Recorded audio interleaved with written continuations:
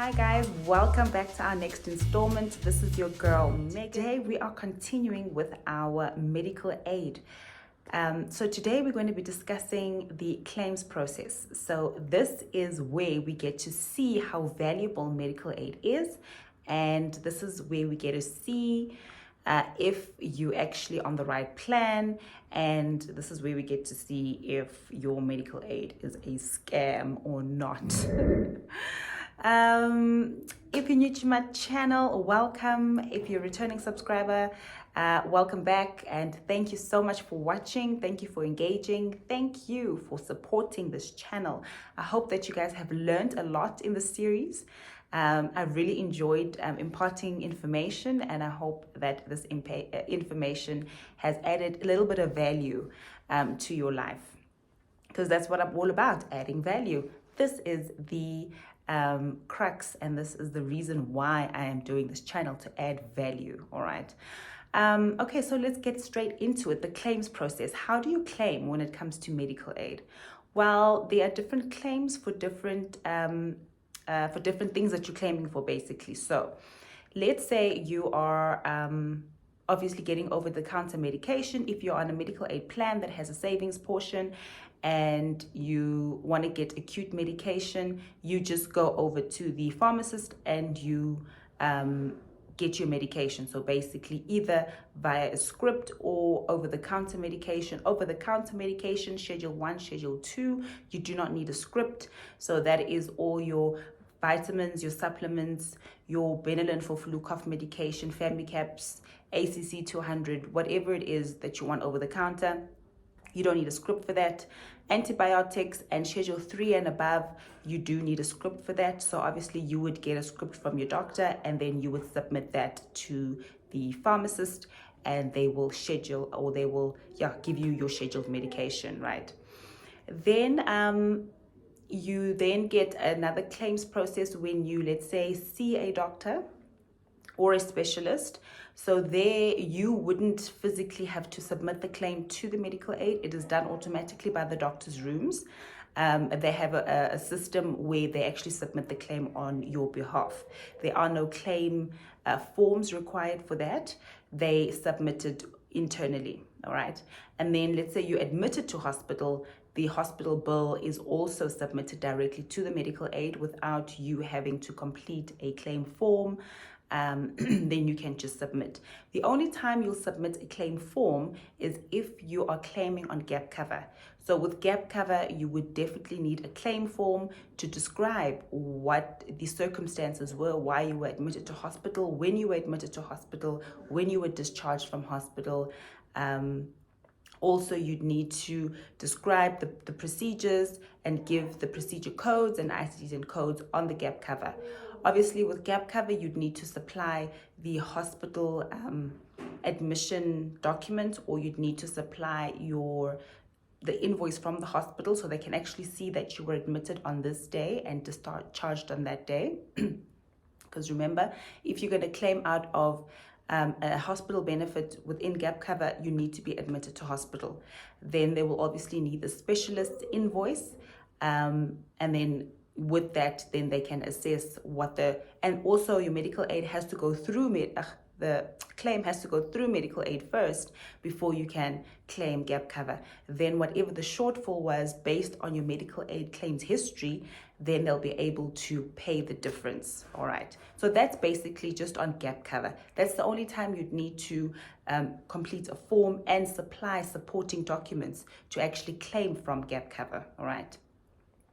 Hospital insurance, they've got their own procedures also. I think you just also submit a claim form and the supporting documents to prove that you're in hospital, then you get your cash back. Okay, now let's focus on medical aid, right? So what are the things that you need to look at? What are the things that are important? How do medical aids process these claims? What do they look at? Why are medical aid claims rejected? Why would it be rejected? So when you go and see your specialist, whether it be a dentist, dermatologist, in whatever specialist you're going to see, you will obviously get a treatment plan, okay? They will tell you that, listen, this is what we need to do. So I'll use myself as an example. I needed to go for some dental work. So, they do the checkup and then they give you a treatment plan to say, this is what we need to do. This is urgent, this we can do at a later stage, right? They tell you what needs to be done. Then you, obviously in your mind, you know that, okay, I have medical aid that has savings, and it's an out of hospital procedure. So it would obviously come out of my savings benefit, right? Do you have enough savings for that? So these are the things you need to look at, before you go and see a specialist. Then you would, then the specialist would then draw up an invoice for you. So what my dentist did for me in 2020 when I wanted to go, so this is now after the birth of my daughter. And remember, 2019, I was pregnant. 2020, I gave birth in March. And then in December 2020, I wanted to do some dental work. So my savings portion wasn't enough for everything that I wanted to do then. It was cleaning, it was fixing, it was a whole lot of things that needed to be done. What the dentist then did for me, she said that, okay, I'll draw up a treatment plan and then I'll draw up a quote or an invoice for you, okay? So she said, no, she would do an invoice for me and then she will actually submit the claim before we actually do the procedure. So she'll submit the claim over to medical aid. Medical aid will pay her whatever needs to be paid, and the shortfall I can then pay when I come for the procedure. And I said, that's perfectly fine, right? So I had budgeted that, okay, I've got some cash. If it's X amount, then, we'll see. Maybe I'll leave a few things out if it's too much. So indeed, we set a date for 2 weeks later. She submitted the claim in the meantime, and medical aid came back, and the only amount that they hadn't paid from the entire claim was about 500 Rand. Okay, so this is the amount that I had to pay in cash because my medical savings were finished. So I had to pay in 500 Rand cash, all right, in December 2020 for the for whatever I needed to do for the dental procedure, right? Then 2 weeks later, I went and I did the procedure, then I paid, right? In January, when medical aid started again, I then submitted that claim again because now I had paid in my portion of the 500 Rand. I wanted to claim back the 500 Rand, all right? Then I submitted my claim and they refunded me the 500 Rand from the savings, all right?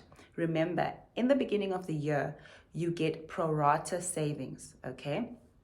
If your premium or your contribution is, let's say, 1,000 Rand, remember 25% of that goes into your savings portion. So 25% is given up front, so it's 250 Rand. That 250 Rand multiplied by 12, they give you pro rata for 12 months. That then becomes your savings portion. What you do with your savings is up to you, and how long your savings lasts is up to how frequent you claim, okay? Then that is given to you in January. So that is when I tapped into it based on last year's claim. How long is a claim valid for? A claim is valid for between 4 to 6 months, depending on the medical aid scheme. Some medical aids only accept claims up to 4 months. Some medical aid schemes can extend it up to 6 months. Then your claim becomes stale. If you are holding on to a claim that you paid for cash because your medical aid savings was finished and you forget about it, and then the next year you don't submit it again, 6 months later, that claim is stale. You cannot submit it again unless you motivate why you need to submit this claim. There are instances where maybe the doctor's room had forgotten to send you the invoice. So they sent it 6 months later, and if you can prove that it was actually the doctor's rooms or the hospital that did not bill you, then you can, motivate and they will pay your claim. But the onus is on you to submit your claims when you have them and while they are still within the 4 to 6 month period. If they are older than that, then they become stale and you cannot claim on medical aid for that, all right? Yes, you can claim from a previous year's procedure as long as it's within the time frame mentioned, okay? Then what do medical aids look at? So I remember when we used to submit medical aid claims from clients. So what some specialists don't claim for medical aid, all right? So in that instance, you would have to pay cash. So they want cash upfront, okay? So these are usually specialists that are not contracted to medical aids. They are standalone specialists and they require upfront payment, okay? If you're going to a specialist like that, make sure you have the cash to obviously pay them. You would swipe with your card or do an EFT, then they will give you an invoice to say claim or invoice paid, all right? Then you take that invoice and you submit it directly to the medical aid, okay? Depending on your medical aid, there is a claims email address that you can send the medical aid claim to. All you need to do is just to send the invoice, okay? As long as you're on a plan that has a savings portion where this claim can be paid from, then you submit it. There's no use submitting, a specialist's day-to-day claim if you're on a hospital plan because you do not have savings, all right? Savings, unless you're on a medical aid that has designated, remember the traditional medical aid, if you have a medical aid that has a designated elements to it, like they give you 5,000 Rand for optometry, they give you 5,000 Rand for dentistry, they give you 5,000 Rand and you don't have a savings. Remember, that's a traditional type of medical aid. You can still submit that claim because they will pay it from that portion. How do they know where to pay claims from? Let's say you're on a traditional medical aid. How do they know that this script is actually optometry? How do they know that this script is actually for dentistry or for dermatology? They will look at the following codes. So they will look at your Icd-10 code. Your Icd-10 code is a short three to four letters and digits together. So for instance, I'm just looking at my invoice that I got from the doctor. So one of the Icd-10 codes here is Z012, and on some of the invoices, they will specify what it is in writing. In some cases, they don't. Then all you do is just you go on the internet and you literally Google Z012. And I found that for Z01.2, it's actually for dental examinations. Okay, so that's what it is. So that's how the medical aid will know where to pay this claim from. So this is a dental examination, all right?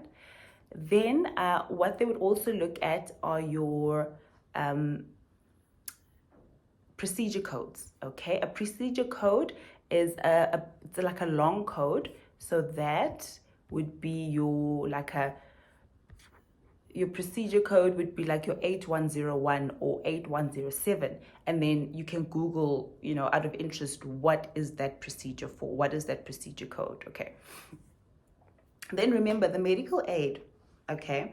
They have the tariffs. Remember when we did the terminology? The tariffs then determine, because everyone has sat down, the Medical Council of Schemes, the Department of Health, they've all sat together and say, okay, for this procedure, for procedure A368, okay, or for Icd-10 code K02.0.1, we will charge the scheme rate, or the accepted rate would be 200 Rand for that procedure, okay? And then your doctor, if your doctor is contracted to medical aids, they will charge you scheme rates, okay, which is that 200 Rand for that procedure.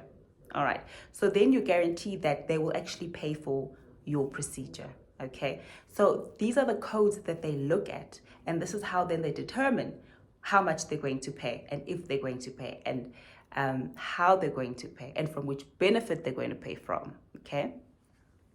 Then, so let's say you're submitting a claim, you paid cash. What do you need to look out for on your invoice, all right? The medical aid will not pay a claim from an invoice that does not have the following, okay? You need to have, number one, the doctor's name, address, okay? Number two, you need to have the doctor's practice number. This is how the medical aid will determine or will see that this is a registered practitioner, this is a registered doctor, is a registered dentist, a registered dermatologist, or whatever the case may be. They need to be on the Council of Medical Schemes. They must be registered there. They must have a practice number. If you go to a backroom doctor that does not have a practice number, medical aid will not pay your claim. If you go to a traditional healer or a traditional doctor who does not have a practice number, medical aid will not pay that claim. You cannot claim from your medical aid for that. Although it is medicinal and it's traditional medicine, but if they don't have a practice number, they will not pay. All right. If you go to a homeopath, also alternative medicines, if they don't have a practice number, medical aid won't pay. A lot of dietitians, homeopaths, alternative medication specialists do have practice numbers, and usually medical aid claims are paid. All right. Doctor's name, doctor's address, practice number, the date is so important. So when you get your invoice from your doctor, make sure the dates are not cut off. The dates need to be visible. When did you go for this procedure? Okay, because they need to know whether this claim is within the time frame. Can you actually claim? Is it within 4 months? Is it within 6 months? Can you claim from this? Then what else do they need to see? They need to see the Icd-10 codes. They need to know which benefit to pay the claim from. They need to see the tariff codes. They need to see procedure codes. Okay, all these codes have to be visible. They need to see the amount. How much is this doctor charging? Okay, and then depending on how much the doctor charges, depending on whether this doctor is actually charging scheme rates or is in the network of specialists, then the medical aid will know that, okay, your medical aid plan only covers up to 100%. And this doctor, although they are contracted, they charge up to 200%. So we'll only pay up to 100%, the shortfall is on you. Okay, or you on a plan that actually covers up to 200%, this specialist is contracted and charges up to 200%, we will pay your claim in full. Okay, so these are the type of things that need to be looked at. Also, your name needs to be on this invoice. Your medical aid details have to be on the invoice. Okay, if you had paid it yourself, it needs to say paid, and then obviously you would then submit to the medical aid, and they will then refund you into your bank account. Okay, remember when we did our application process, I did discuss cost and scheme rate. So it depends. They can either cover this at cost or at the scheme rate. If it's at the scheme rate and you're on a plan that doesn't accommodate how much the specialist charged, they will only pay the scheme rate. Okay, and then your details need to be on there. So let's say you're going for an elective procedure and you're not quite sure whether the medical aid will actually cover this procedure, whether the specialist is charging over and above. What you can do is, before you go for the procedure, you can ask the specialist for a quote, all right, or a treatment plan, invoice type of thing, right? Not to submit to the medical aid to claim, but just for you to inquire from the medical aid whether they would pay this claim and how they would pay this claim on your specific plan, all right? Which is, I think, a prudent thing to do before you go for any procedures. Always get a quote from your specialist, especially if it's got to do with, complicated procedures. Maybe you need to put in braces and then you need to do all sorts of other things. Just make sure that your plan is covered. All right, because there's certain things that are not covered on plans. A lot of people don't read the fine print. Then you go for the procedure. Then you find out that medical aid has rejected your claim and has not paid the claim in full, and you're sitting with the big fat bill. And the specialist wants their money paid. So you need to make sure that you get a quote. Then pick up the phone and phone your medical aid and ask them, listen, I want to send you a quote. Which email address can I use? They've got different departments that deal with these requests on a daily basis. There's a claims department, inquiries department, underwriters department. The tons of departments at medical aids, and that can assist you in making the decisions when you need to make these decisions. So always get a quote and then find out if they will pay. They will come back to you and say, yes, we will pay, and this is how much we will pay. Okay, then it's up to you to make the decision. Are you going to top it up, cash, or do you have gap cover to cover any shortfalls? And also just check if there are any exclusions. Maybe medical will say, sorry, we cannot cover this because on your plan you are actually excluded for this procedure. So it's always important to get a quote if you're not sure. Get a quote. Doctors' rooms will give you a quote. The specialist will give you a quote, okay? All you need to do is ask.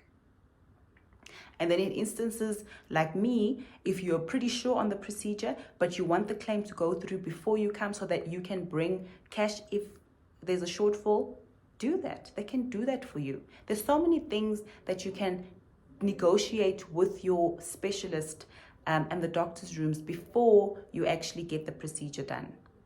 Okay, some of the things that need to be done immediately can be done, and then you can always plan to do the balance of whatever you wanted to do next year when you have your savings portion. All right, or you can pay cash and then claim from the medical aid when you have savings. So there's so many things you can do to make sure that you're covered. Claims take about a week to be processed. All right. Also, I wanted to mention that every time you submit a claim, you will get a claim statement from the medical aid. All right. And this is where they will break down how your claim was paid and which benefit it was paid from. And if it was paid from savings, it will give you the balance of your savings that's left after the claim. So you'll always get a medical aid claim statement from the medical aid every time you claim. In the description below, I will put in the links where you can have a look and play around with the Icd-10 codes, and you can see what they look like and what the procedure would be once you, if you have a procedure. So if you have like an old statement, take out your invoice and then just plug in those details and find out if you can see it. It's very interesting to see and to know. I just find that you become so empowered when you know what is what. You know what you're looking at. You're not just looking at random digits, random numbers, random letters. All these things mean something, and it's good to always know, okay? Yeah, so, well, that's basically your claims process. I hope this information was valuable. If there's something you're not sure about, please let me know. Let's engage in the comments section. Please leave me your question or your comment, or if you have any meaningful input to this discussion, I would love to engage with you. Thank you so much for watching, and thank you so much for supporting, and I appreciate you all so much. Till the next one.